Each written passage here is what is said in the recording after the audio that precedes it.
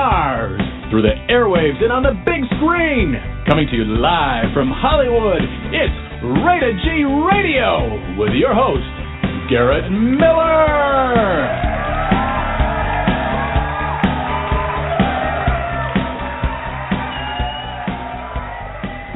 Hey everybody, welcome back to Rated G Radio. I'm thrilled that you're here tonight because we have got the star and the writer and producer of Old Dogs, New Tricks web series, Leon Acord. He is on the show with us tonight. But before we bring Leon on, I like saying that. I'm going to say that 5 times fast.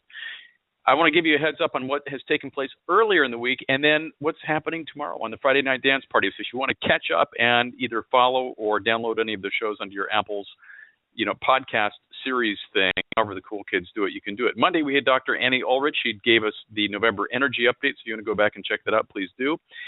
Tuesday, we had author Ara Gregorian, his romance novel called Game of Love. It's a play on words, too, because it's about a tennis star who falls in love.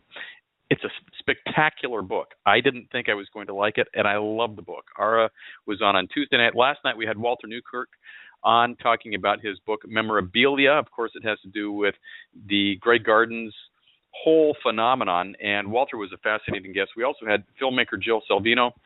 She's on talking about her Kickstarter campaign.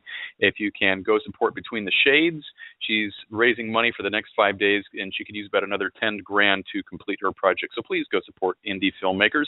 And then tomorrow on the Friday Night Dance Party, hour number 1 is always Behind the Music. Remember when VH1 used to actually play music, and they used to, feature, superstars, and they would, talk about all the crazy things that are going on? Well, that's what we do tomorrow night in hour number 1, and we're going to feature the jazz stylings of New York-based Project Grand Slam. That's their name, Project Grand Slam. We're going to be playing their music in hour number 1, and in hour number 2, we're going to be taking your music requests. So get them lined up and sent in early, and I'll give you shout-outs and birthdays and all the fun stuff that we do on the Friday Dance Party. So that's going to be taking place tomorrow. But tonight, as we always say when we bring our guest on, without further ado, it's our superstar VIP guest star of the night. Leon, how are you? I'm great. How are you, Garrett?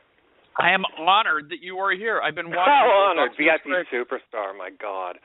Well, I just call it like I see it, and I've been watching you all day. So I got through seasons 1 and 2 of Old Dogs, New Tricks, and then my YouTube, for some reason, wanted to be real glitchy with me today, and it didn't want to play season 3. So I'm going to figure out technologically what I missed. But we're coming up on season 4. But before all of that gets started, I want to send a big thanks to Bruce Hart for getting us connected, and then Rutanya Alda, who has been on the show recently, and all the other 6 degrees of separation of Kevin Bacon that we've got. So I know it's crazy, isn't it? Yeah. So tell us about Old Dogs, New Tricks. Until you were going to be on the show, it was like Old Dogs, New Tricks, and I know Bruce has even told me about it. He's like, I'm on this great web series. I'm like, okay, but I sat down and watched it, and I'm in love with this, and now it's coming to an end. Oh. Thank you. Well, we're going to give you a lot before we end. We're going to come back with another mini movie special, like a 22-minute special, to celebrate marriage equality on the anniversary, the 1-year anniversary of the SCOTUS decision, and then roll out 10 episodes of the final season in the fall. So anyway, it's about. I'm sorry? I got goosebumps when you said that. God bless you. And, I've finally finished writing, and it's an action-packed season, so I think our fans will like it. It's, for those who haven't seen it, it's about 4 middle-aged friends living and loving in Boys Town, West Hollywood, California, where, 29 is retirement age. And I don't know, we get compared a lot to Sex and the City and Queer as Folk, but my favorite comparison, I wish I remembered which blog it was, said that we were the Golden Girls meets Dynasty. Which you do have that intro that somebody put together. I don't know if it was you or somebody else put together. It's like if this were, like a primetime, network soap opera thing. And I thought, oh my God, how brilliant is that? I put that together because I was obsessed. I'm 52, so I was like, in my 20s, all during that whole primetime soap opera. Oh yeah. My Dallas God. Dynasty, Falcon Crest, Knots Landing. You name it. Yeah. It was the two double Ds for me. I wasn't too much into Falcon Crest or the others, but Dallas and Dynasty. Got to be home Wednesday and Friday night. Sorry, don't answer the phone. Yeah. And so we try. The thing with Bruce's character, Nelson Van Eddy, that's kind of one of my winks to that whole thing is that the cat fights, although they're always kind of fantasy up to now anyway. But yeah, that's one of the things. That was a great time in TV, It's so tell me a little bit about you, because I don't, outside of the fact that I stalk you on Facebook now, I really don't know anything about you. Oh gosh, let's see. I'm originally from Indiana, and I grew up on. It's hard to believe. My friends just cannot believe it, but I'm actually originally a farm boy, and grew up on 2 or 3 different farms. We moved a bit when I was a kid. So I did the plowing of the fields, the combining. I've driven a semi-truck. I actually won some prizes in some, horse shows. I mean, they were very, we're not talking side-saddle English horse shows. We're talking, out in the field, rough and ready kind of horse shows. And that's so how in the world did you go from farm boy to, movie star? Well, we're still working on that. But no, the thing, my parents, they weren't perfect, but God love them. They sort of had this attitude that whatever I was old enough to take, they would allow, and they sort of just let me watch anything on TV from really as young as I can remember. I mean, TV was like, wow, if it started with Bewitched and I Dream of Jeannie and all of those shows that we all love, and so even though it was on this farm in Indiana where, it seemed conservative now. It's much worse now than it was then, but then it seemed, amazingly conservative, and TV was like this window into the world of not only what the world was, but I kind of got my sense of morals from TV, a lead character wouldn't behave like that. I can't do hard drugs because, Mary wouldn't do drugs. You know what I mean? Right. So my parents did their job in a roundabout way. So when I was, so I always longed to, escape the farm. I hated farm life. I mean, so I moved to San Francisco when I was 21. Lived there for 20 years. Did a lot of theater and independent film. Now, were you theater-y or a theater kid back in Indiana then, or I did the high school plays, and I did 2 community theater shows, Little Abner and Wait Until Dark. But they're, Indiana, there just wasn't, I'm not snobbish about community theater. Acting is acting no matter where you do it, but I just like to do it more often, once every 2 or 3 years. So, plus, actually after the second community theater show I did in Indiana, which was Wait Until Dark, and if you've seen the movie, I played the Ephraim Zimbalist Jr. part, where I'm in the first 5 minutes saying, honey, I'm off on a business trip, and come back at the last 5 minutes and go, what the hell happened? And the character is supposed to be this really stern, gruff ex-Marine who forces his blind wife to just depend on herself and whatever. And the front page review on the Peru, Indiana Tribune said Acord is quietly sympathetic, which is totally not what that character was supposed to be. And that's when I moved to San Francisco, and I kind of became an ascet. I thought, my life is my art form, and I didn't really pursue acting. I took an acting class for about 8 years, but I didn't audition. I just kind of tried to live an interesting life until I actually met my now husband, who was like, I want to see you on stage again. I want to see you on stage again. I had made made my own kind of independent films. I mean, I even hesitate to call them films. On Super 8 Film. That's how old I am. Oh, my God. But yeah, my husband Lawrence kind of encouraged me. So, and the acting class that I took for 10 years, she did a show. She's a teacher. Put together an evening of Tennessee Williams one acts. So I did that and just totally got re-bit by the bug. And that was the mid-'90s. Now, did you and your husband meet up in San Francisco, or did you meet after he'd moved down here to L.A.? Oh, we met in San Francisco, although ironically he's a L.A. native who moved to San Francisco for a while, and I was lucky enough to catch him while he was up there. So No kidding. Yeah, he's pretty fabulous. Lawrence Whiting is his name.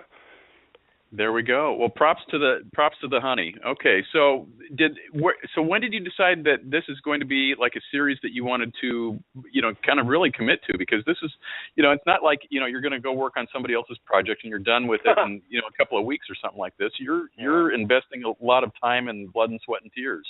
Yeah, every day. The first thing I think of when I wake up, and last thing I think of when I go to bed. I've lived in San Francisco for 20 years. I'll try to make this short. I've told this story so many times. Well, you haven't told it to me, so you can take as long as you want. No, okay, yeah, that's true. That's right. It's all about who's receiving it. Yeah. I worked a lot in San Francisco. Once I got back into the acting, it was like doing 3 plays a year, and usually almost as many independent films. There was a lot of like non-union independent work in San Francisco. Okay. But then I became SAG Must Join, which I put off joining for a long time so I could keep doing films there. And it was just kind of a perfect storm of stuff. It was my husband ran an event planning company that between the .com bust, the first one way back when, and then 9/11, no one was throwing parties, and I had become a SAG member and suddenly wasn't working any films anymore. Although I was still doing a lot of theater, and we both thought, well, we've talked about it. Let's just do it. So moved down here, found it. I mean, I worked occasionally, but like instead of 3 films a year or 3 plays a year, I did maybe 1 play every 3 years. And after it was tough. And it wasn't like I was holding out for lead roles or anything. I was just holding out for, first of all, something substantial and. Just, so what did you do? How did you pay the rent and that type of stuff? I worked at a law firm the first 5 years I lived here, and God love them. They were. I pray I can find something like that again. They were incredibly flexible about auditions, and in fact, when we made the pilot of Old Dogs and New Tricks, I was actually not even really temping. I was like just kind of coming in occasionally and helping out the main partner, and he saw the pilot and flipped, and he was like calling in secretaries from other firms to watch it, which, considering the content, really could be deemed sexual harassment. I mean, sure. We're an R-rated show. But he really got behind it and hooked us up with a lawyer and, and he's, like this straight Southern guy, Big Daddy I always call him, not to his face, but Big Daddy behind his back. Big Daddy's listening tonight. Yeah. But anyway, after about 6 years in LA and not working enough, and then the law firm I was working for closed down after 2008. God, wasn't that a fabulous year? Yeah. So my niece was getting married back in Indiana, and I just had this idea that when I grew up in Indiana, I felt like a lot of my creativity sprung from the fact that I felt stifled and bored and suffocated. And maybe if I went back to where I started, I would either connect back into that or figure out some other way I could be happy as a person without being an actor. So I did that, and thinking I would be doing journaling and writing, and I just, I was there, I went for six weeks, thinking, just a sabbatical, and on the 3rd night, I just had the idea that, write about what scares you. And I was 47 at the time, feeling like, oh my God, if you don't do something by 50, you're just going to feel like a total... And of course I'm there with my dad, my dad is the ultimate overachiever. He's a high school dropout, but he managed to become the president of the local UAW, run a huge farm, break horses, ride motorcycle. I mean, he's the ultimate. He's done it all. Yeah, by the time he was 30, he was doing all that shit. So I was kind of okay, well, what? Take what scares you and laugh at it, make it funny. And I just literally one night, okay, would it be 3 or 4 characters? 4. Okay, well, who would they be? And I just wrote 4 names and brief character descriptions. And from that moment on, it just went, and for every night for the next really 5 weeks, from about 9 o'clock at night after I had dinner with my parents, who thought I'd gone insane. I'd go up to my room and write until like 3 or 4 in the morning. And it was literally, it was like a fever dream. Was totally obsessed. You know, at the end of the 6 weeks, came back to L.A. with these scripts. And I had done, one of the really great experiences I had in L.A. before I went back was I did a lot of USC films thinking that, well, maybe someday one of these kids will be the next Ron Howard and, you know, sure, hook up with them now. And one of them, Arvin Batista, I did his grad thesis film. And when I got back with the scripts, I knew that some people on his crew were gay, and it was a great experience and a great film. So I called him up, and we met for lunch. And he's like, yeah, well, you know, let me read the scripts. And he read them, and I was stunned when he called me back a couple of days later and said, I'd really like to direct this. And he's like this. At the time, he was like 26, straight. I was stunned. I'm like, you really? I mean, please do. So we shot the pilot, and it just kind of. I thought we'd have 200 or 300 people see it on YouTube, and it really just kind of took off. It took off. Yeah. No, so how long from the time that you wrote your scripts and you came back to Hollywood? How long did it take for you to start production and then get it to a point where you had the pilot episode filmed and in the can and ready to do something with? And did you know it was going to go to YouTube, or did you have other ideas? Yeah, I really thought YouTube, because I all along I thought, that this kind of material, no network will buy it. Although, while I was in Indiana, I did catch 2.5 Men. My dad loves raunchy sitcoms. And I was kind of like, wow, you can get away with a lot now. But I knew that, no, it would have to be cable. And part of my frustration with L.A. is, especially when you first arrive here, it just seems so gigantic and impenetrable. And, if I've always felt like if I can go in and just read for a part, I can almost always get well, not almost always. If I'm right for the part, I can almost always get it. But to sell a show and to go through the levels of bureaucracy at even a cable network. So all along it was sort of like, let's do it on the web. But that was like September of 2010, and by May of 2011 we were shooting the pilot, and it was online by that July. Well, and so it went to YouTube, and so because I would think that you're probably one of the pioneers. And correct me, because I mean I'm becoming newer to understanding that there are web series out here like Old Dogs, New Tricks. So I'm like 4 years late to the party. But at that time you must have been kind of like a pioneer of web series, because I don't think anybody else is doing anything like that. Well, there were a few when I first wrote it. There was I know there's a show called Gotham. That was really the only one I watched. Before I started writing, because I just wanted, it's like, okay, I've heard this thing called web series. What is it? And I did. My parents didn't have internet connection, for one thing, which is probably a good thing. Oh my gosh! I didn't watch too much. Yeah, that was one of the things that drove me to, I have to make up people to talk to. Right. It literally was kind of like that. But it was just boom. It was just so sudden and so fast, and when I was first writing the first drafts, I thought I would hire a joke writer, and have them punch it up with jokes and stuff. And people told me you didn't really need it, though, did you? Yeah, no. that was surprising. But back, so much has changed. When we started, the general unspoken rule was that web shows, you couldn't do episodes longer than 2 minutes, and 3 minutes was really kind of, you were being. Well, then you must have been like the total rebel, because you're what, 5 to 7? We started out at 5, and just in the course of the run of our show, Netflix they get longer and longer, and Orange is the new black, and House of Cards, and it's totally, now people don't have a problem at all with sitting down for an hour at a computer to watch a show. So that's one of the arguments I've had with Arvin, who's stayed on throughout the whole run of the show as an executive producer, occasional director, and kind of co-parent. I mean, he's been invaluable to the show. I mean, it's as much his baby as mine. But it's just totally changed.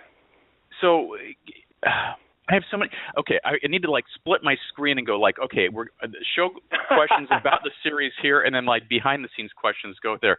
So as far as the show goes, cause I'll come back to the behind the scenes things because I'm fascinated by the fact that you've done this and you've done this for 4 seasons. But tell us a little bit about the characters because like you said, you sat down and wrote the names of the characters. And you got one character by the name of Muscles. And so I just like that, pretty much throughout, at least season 1 and 2, everybody, Muscles, what are you doing? Nobody really calls him by his real name. I think that's hysterical, but it's so part of the story. It just makes sense. It flows. The whole thing is it's like you start the series with episode 1, but they're characters that you're oh, I know these guys. They're my friends. And music to my ears, Garrett. God bless you. Well, I got the check it cleared, so yeah. Oh, good. Okay, well then. Yeah. No, but the characters were very easily relatable, and they really were just like old friends. Not or not unlike when you would see Queer as Folk. Years and years and years ago. You fell into the Michael, and you fell into the Brian, and you fell into the Justin, characters, and you got that. But you had 6 seasons of 20 some odd episodes a season and an hour apiece that you had to trudge through to get to that point. You've got 5 minutes to get through, to get your point across, and magically in the first couple of minutes you're oh, I'm in. I'm good for this, and however long the shows are, I'm going to watch for the long haul. So, how did that come about? Did you know that it was going to be something that was going to click that easily, or was that just luck? Well, I dream big. Even when I was writing in Indiana and thinking, oh my God, because everything I've acted in, every actor kind of goes, this is special, this is wonderful, unless it's just a total piece of crap. Can I say shit on your show? Is it really rated G? Well, the G is for Garrett, okay, and everybody thinks it's G-rated, a G-rated movie. And so you can say fuck, you can say anything you want. I tend not to swear because when I start to swear, it sounds like I have Tourette's, and then people go, he doesn't know any other words except the F word. So I don't. People have swear. Come to expect it from me. It's bizarre. Yeah. Okay. Well, so just knock yourself out. It's okay. It's really First of all, the characters kind of came. The 4 of them. They say write what you know, and I think any writer will say this about his characters. They're really 4 pieces of me, and at least at different times in even Muscles probably. In my 20s, I was very much like Muscles, not physically, unfortunately, but very kind of rigid. Okay, a prospective boyfriend does this, and if he doesn't do that, then I'm not interested, and. I had that kind of mindset. I've been married for a really long time, so Ross has kind of been, the person who, a much more exaggerated version of, the kind of the actor who's kind of the stay-at-home husband who's not acting as much and is frustrated and taking it out on his marriage. Nathan. I'm neurotic like Nathan. We're different in that he's much more thoughtful. I'm much more reactive, but he's sort of like the me who just can't figure out how relationships work. And I'm not going to tell you what I have in common with Brad, because but it really was kind of channeling different energies that I had into these characters, tweaking them and changing them. But one of the things when I was first creating it, like I said, I was a huge TV junkie, so I always had this kind of sensibility that I didn't want any of the characters to go really too far. We use bad language and have sexual situations, but I didn't want any character. Well, one of my rules is our sex scenes never go beyond what you would see between a man and a woman doing on a network TV show. And it's weird because I'm not really I don't care that much if the characters are sympathetic, but I just sort of had this subconscious rule. Like I said, how I got my moral system. Would a lead character do that? Would a lead character, that would be. If you do drugs, you're a supporting character. You're a guest star. A lead doesn't do drugs. Yeah, lead never does. Yeah. The challenge with that actually was Brad, and that's right. Kurt Bonham, who plays Brad, actually is really, we saw a few actors, and a couple of them pretty well known, and they had a tendency of playing Brad just like rah, rah, rah, in your face, and really playing that kind of the arrogance. And the thing with Kurt is he's so charming, and he gets that, you know, the lines are there. He doesn't really have to, just the fact that someone would dare talk like that, he doesn't have to put any spin on it. He doesn't have to make the character bigger than life or a pirate or whatever. And that's, I think, what makes Brad so charming, is that he's sweet. You love him, even though, you know, he has the most outrageous, obnoxious behavior and says some of the most rude, outrageous things. And that's all to Kurt Bonham's. Well, I think each of the characters is so hysterical in their own way, and honestly, to have you tell me that they're, you know, different versions of your personality was not the answer I was expecting here, Leon. So I thought, it's like, yeah, I've got my friend Muscles, who, you know, I've known him, and he's, you know, he is a trainer at the gym, and, you know, I know these, you know. So. I've never been inside a gym in my life, so I don't. Okay. Well, except the shoot scenes on the show now, but yeah.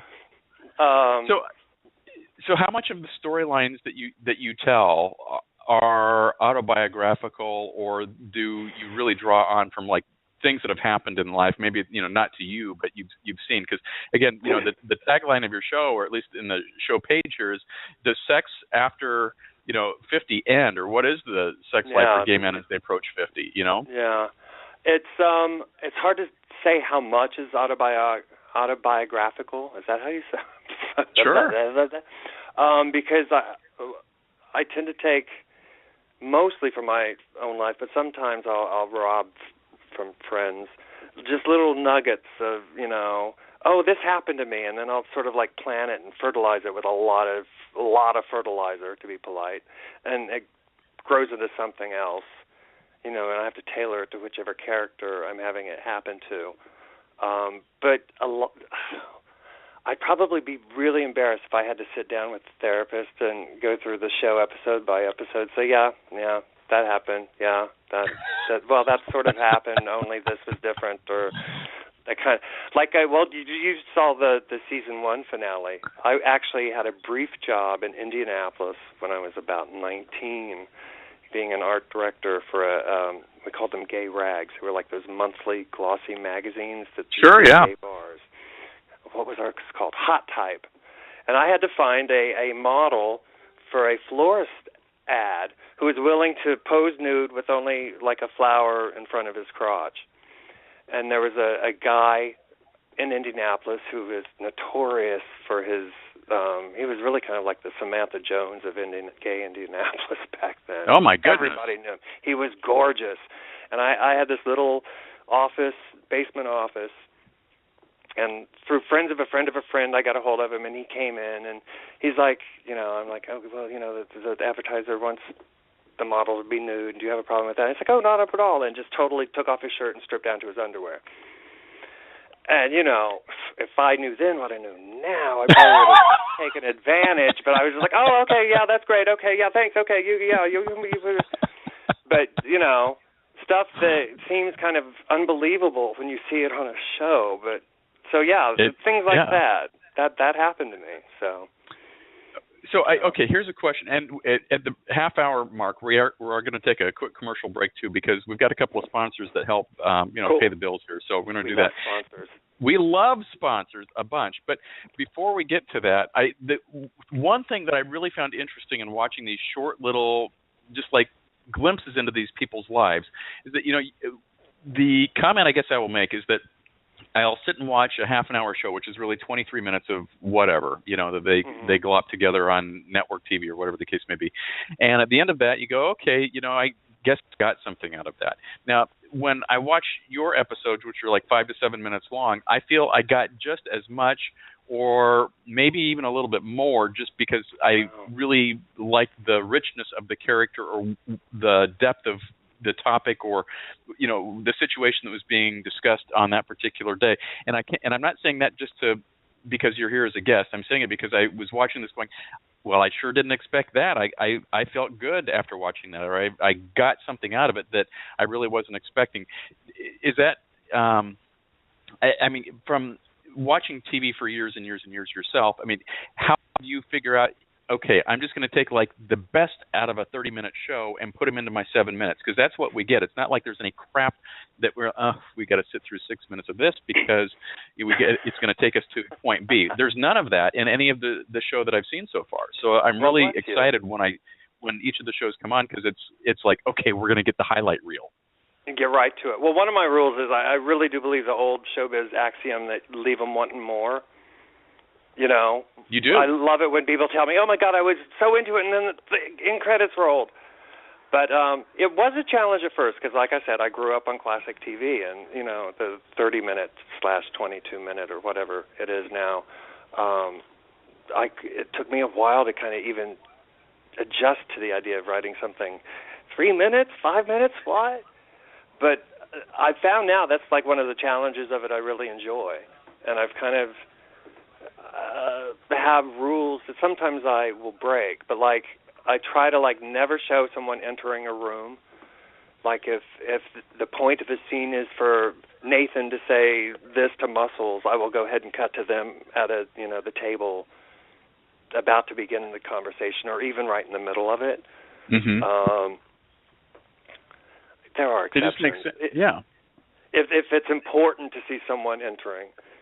I mean, oh my God, and I immediately think of a scene you're going to see in season 3 of Nathan walking to an office building and just kind of looking at something on the wall. Well, okay, so now now it's like, okay, I can't wait until 8 o'clock and I get my YouTube back here.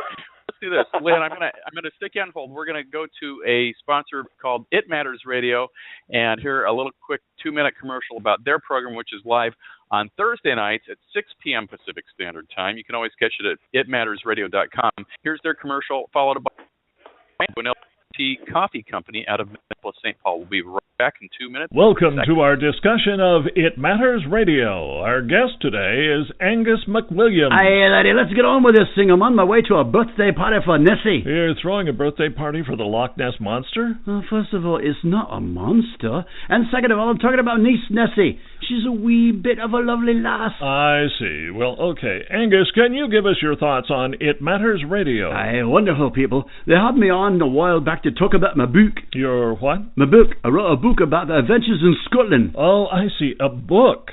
That's what I just said. What are you, deaf, man? It Matters Radio focuses on discovering new talent and bringing important indie artists on the air. Monica, Kenneth, and Carrie offer up meaningful conversation on new music, books, and fun topics.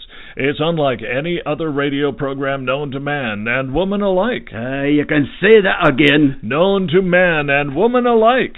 Just because I said you can say it again doesn't mean you have to say it again. I'm just doing my best to show everyone that It Matters Radio basically brings variety, fun, and entertainment with a sincere desire to discover new topics and talent. Oh, why didn't you just say that? I just did. Hey, laddie, remind me when I can listen. It Matters Radio is on every Thursday night, 9 p.m. Eastern, 6 p.m. Pacific. You Americans with your different time zones.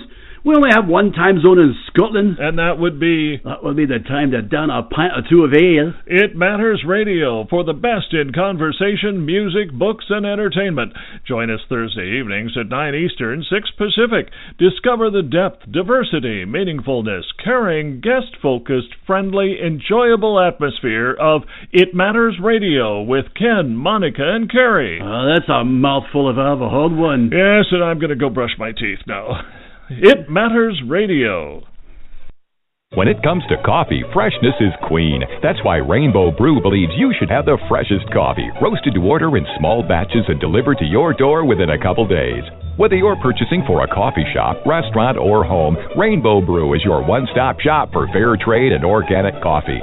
Offering many unique blends, including AM 950's own Blue State blend. That's Rainbow Brew, the Queen Bean, a proud sponsor of the Morning Grind. Online at rainbowbrew.com. Brew something good today. Thanks to our friends at Rainbow Brew. They're a coffee company out of Minneapolis, St. Paul, and when they approached me about doing the show, I said, well, of course, I'd love to have you be a sponsor for the show. And I said, but how do you grow decent coffee beans out of the frozen tundra? And he says, let me send you some. So they sent me some fresh ground coffee. They grind it fresh right there. And I was like, holy cow, this stuff is good. So if you would like some LGBT grown coffee that is really spectacular. Go to rainbowbrew.com. They've got all kinds of different flavors. But tell them you heard about them on the show. They will do a little happy dance and probably throw in an extra scoop or two just because you mentioned the show. So please do that, and they would love to hear from you. And so that's my little endorsement for Rainbow Brew. Thank you very much. So we have the grand pleasure tonight of having Leon Acord on the show. He is the writer, producer, and actor of he's the only one, of the cast of many of this web series called Old Dog New Tricks. They're beginning season 4. But here's the deal. I want to find out all the behind-the-scenes stuff, because Leon, after the show, could say, that was the worst experience of my life. I never want to talk to him ever again, but I've got to be here until 8 o'clock. I'm going to ask all the questions I can now, because when you do a web series like this, I'm always impressed that, number one, you got it to pilot, okay? But how you got to pilot, did you know you were going to do other episodes for season 1, or that just like, well, I just got to film the pilot and we'll see what happens? Well, when I was in Indiana, I'd written probably the first 10 or so, well, actually, no, about the first 15 episodes in one form or another. Originally, the episodes were 15 minutes long. That's one of the things that Arvin did, was come in and was like, no. So we kind of like did a Batman thing, chopped them in half with cliffhangers and stuff. Sure. But I'm sorry, what was the question? So you got the pilot filmed, but after that, I mean, it was like Arvin read the scripts and we're like, well, we'll shoot the first episode, we'll shoot the pilot. And I'd always written it to be sort of more of an introduction to the characters, and we just thought, well, we'll shoot that, see how it goes. And we shot it in 4 days, had a great crew. Most of them have been with the series ever since. God, we're lucky.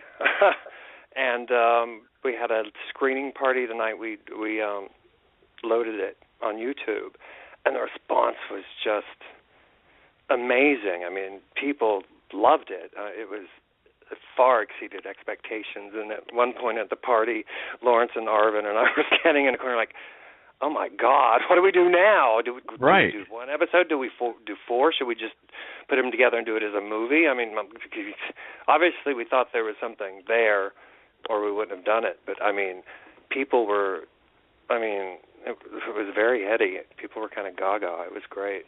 Well, okay, and I guess this is the part that I don't understand, because it seems like everybody in Hollywood is like, I need $1 for this and I need $1 for that.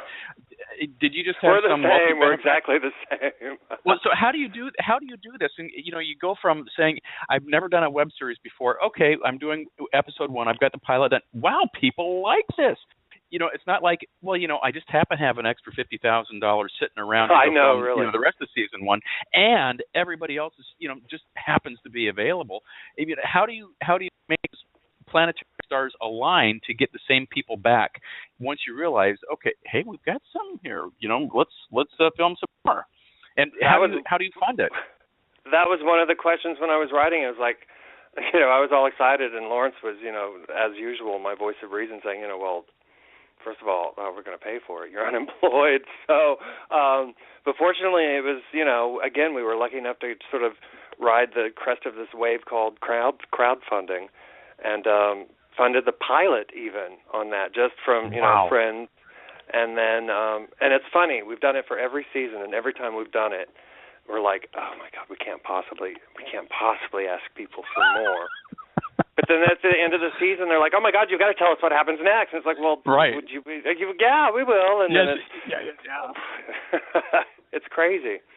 But, It's mostly, we've had 2 or 3 blessed angels, God love them, some of our own money. But, most of it's been crowdfunded. And I guess the reason I'm harping on this is because what you've shot and what I've had the chance to see on YouTube today for the first 2 seasons looks big budget. I mean, it's not like, okay, here's somebody filmed it with their iPhone and you can see them because they're running down the street. You've got great scenes for like one of the weddings where you have, Greg Louganis is a guest star. You've got great sets. You've got great locations. All of this stuff, comes at a price, and it may be that you've got great locations, but then you've got a crappy cinematographer or you've got a crappy director, and everything here looks great. It looks like you've spent a ton of money on each of the episodes just to get them to look the way they do. God bless you. We've spent some money. I mean, we do try to not spend anything that's not. I mean, God love our actors. They work deferred. The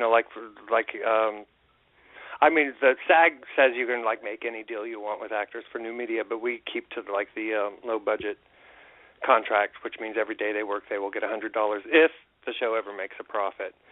Gotcha. God love them. But yeah, I mean, our cinematographer Kiko works. I mean, for next to nothing really, and works his ass off. And the whole crew seems just really committed to it. And I was like you. I thought when I was writing it, we're going to be shooting this with little handy cams and those little. Yeah. My dad was watching this show of something about people who repossess cars, and they use those little video cameras that they stick on the terrible, the windshield. That's what I thought it would look like. And God love Arvin. In addition to being a great director, he's also his career, quote unquote, is like doing animation and opening credits. Like he does the opening credits for the Writers' Room on oh my gosh, Sundance Channel. He's got a great visual eye, and our cinematographer Kiko is fabulous. Our directors have all been USC graduates or Chapman University graduates. I've been so blessed. That's why I can't say when people say, "Oh my God, congratulations, you created." It's like no. I planted a seed. I mean, these other people crafted it into what it is. God love them. And I just, when I really think about it, I just get verklempt because like I said, I never imagined. I mean, it's totally exceeded all my expectations when I first wrote it.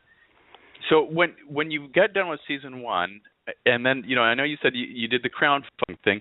How long after season one wrapped did you say, well, okay, I think we're going to do season two? And then once you got all the money put together, because again the angels were smiling upon you, was it easy to get the same cast back together, or did you have any scheduling nightmares because you had people that were doing other projects, or how did that all come into alignment for you?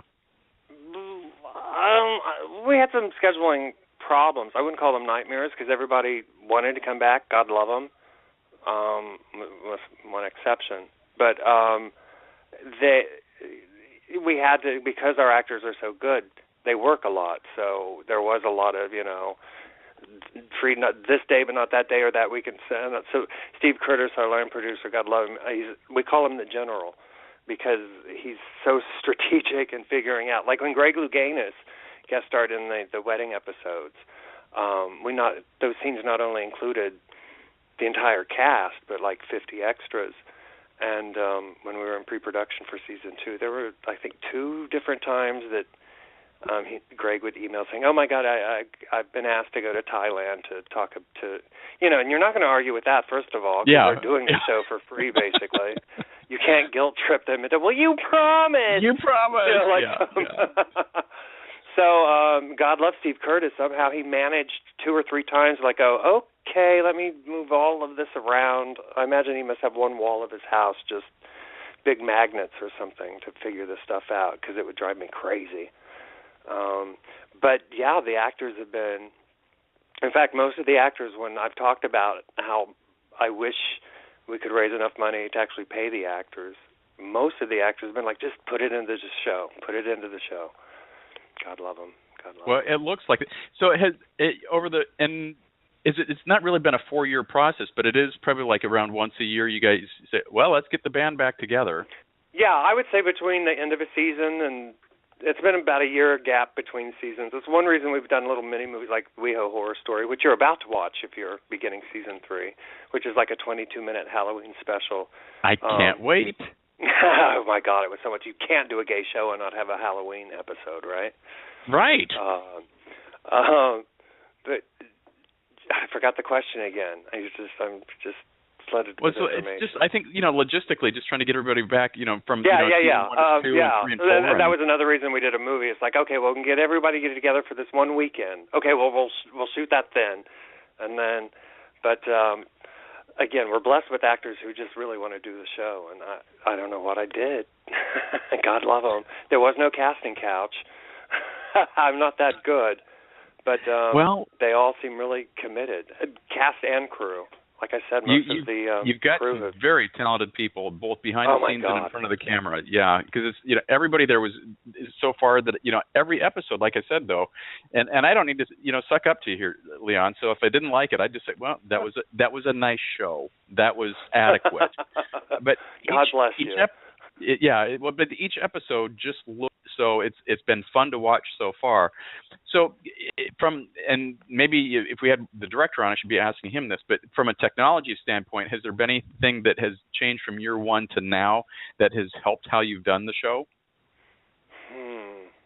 Well, Arvin has a new GoPro, so he says we can actually, our driving shots, we can actually have moving cars past our car now when we do our our driving scenes.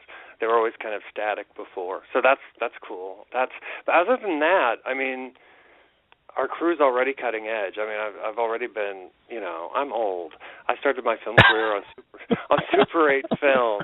The first year was sort of like, you can do what? Right. It's done already. I mean, there was a lot of that the first year. I can do really. You can email that? Wow. Dropbox. Yeah, it was a huge learning curve. I'm still learning because it's constantly, evolving technology. That's that old dog, new tricks, from a film production standpoint. So what's going to happen in season 4 that you can tell us about? What can I tell you about? Well, I can tell you about some things that happen without telling you who they happen to. Maybe that. Okay, that's fair. Because we promised steamy answers here tonight. Steamy answers. Let's see. There is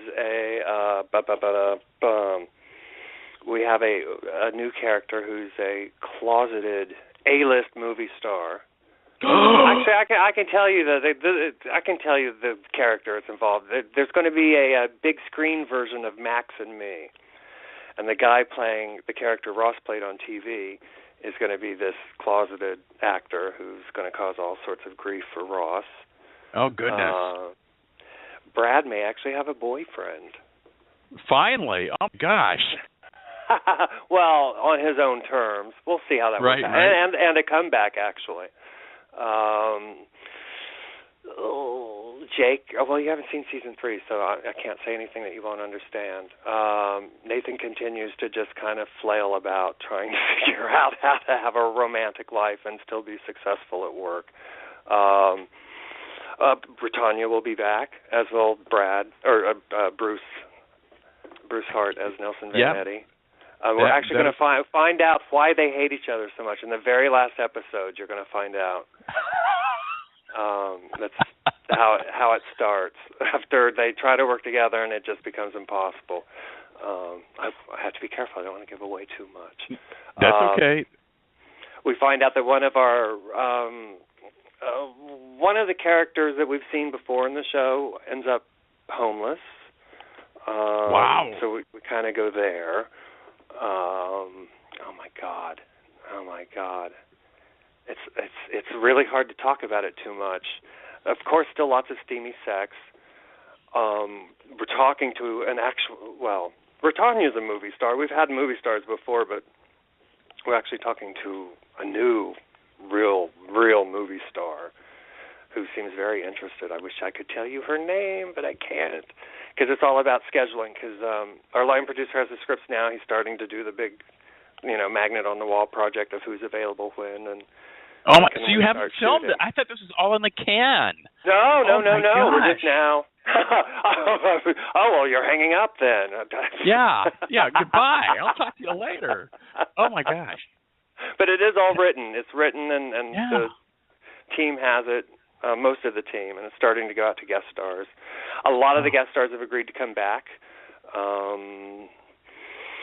Well, you haven't seen Mo Gaffney yet. You will in season 3. Not yet. Yeah, I saw that's in the preview for season 3, so that'll be fun to see. So, okay, we've got about 10 minutes left, and got a couple more questions for you. In the 4 seasons of stories that you have actually had, made it to the screen, season 4 hasn't been filmed, but it's close enough that we'll call it that it counts. Is there a story that you would have loved to have told about any of the characters that you did not?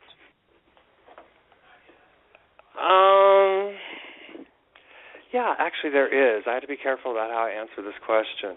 No, again, you'll understand why I say that as I explain it. Originally, the name of the show is Old Dogs and New Tricks, and oh my God, this is going to be a big spoiler if you just stopped watching at the end of season 2. One of my intentions was to have the show be about Nathan and Damien and the struggles of trying to maintain a relationship when you have this huge, vast age difference. And due to due to circumstances beyond my control, the actor who plays Damien decided to move on, and so that's one story I wish I could have pursued. There was a lot of stuff written that we had to sort of file that away. But so it's kind of like the Dallas episode where Bobby came back and Pam opens up the shower door. I reserved the right to use that should season 4 turn out to be a turd. Oh no, that never really happened. Nathan hit his head. Yeah, he hit it. So is there that did make it to air that you afterwards said, I wish we wouldn't have done it?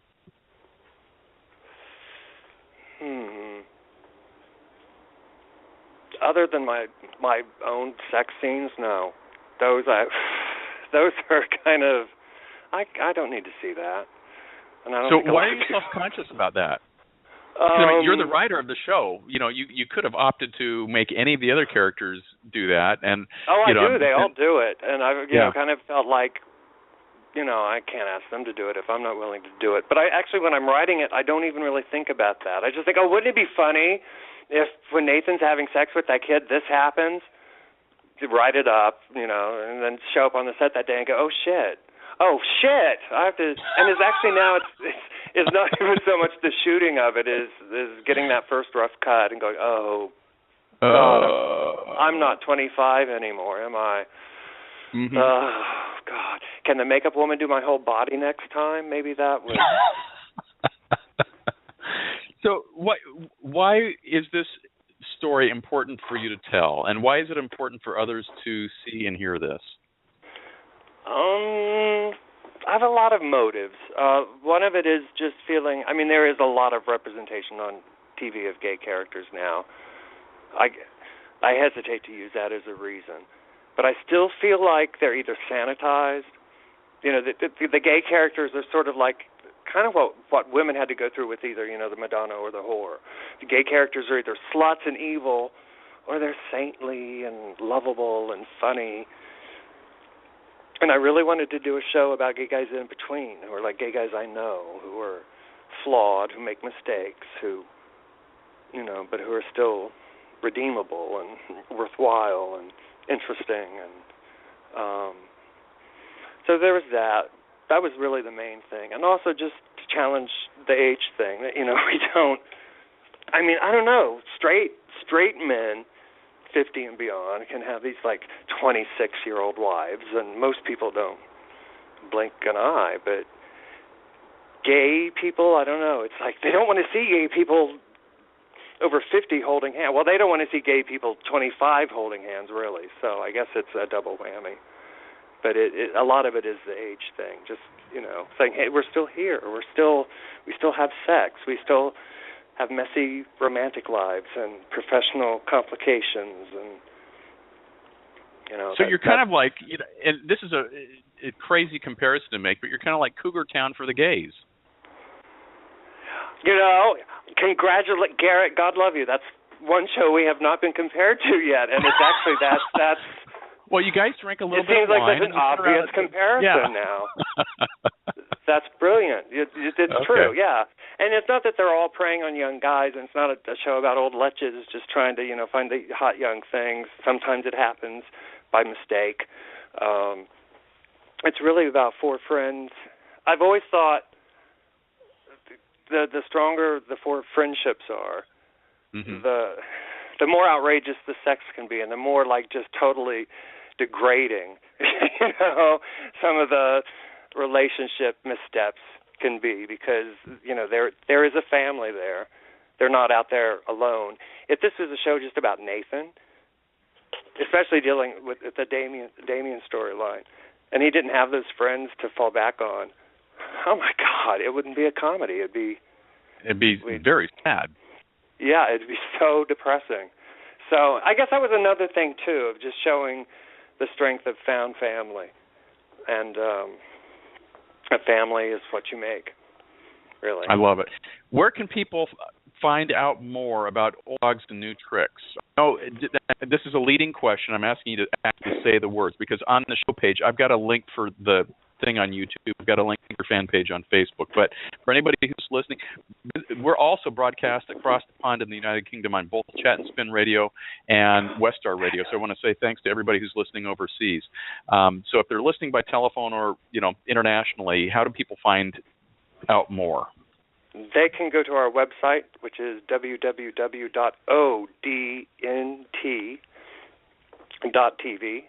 All of our episodes are there. We have actor biographies and links to like pretty much every interview and review that the show's had on a great website designed by Scotia Draven. I wanted to give her a plug because she's great.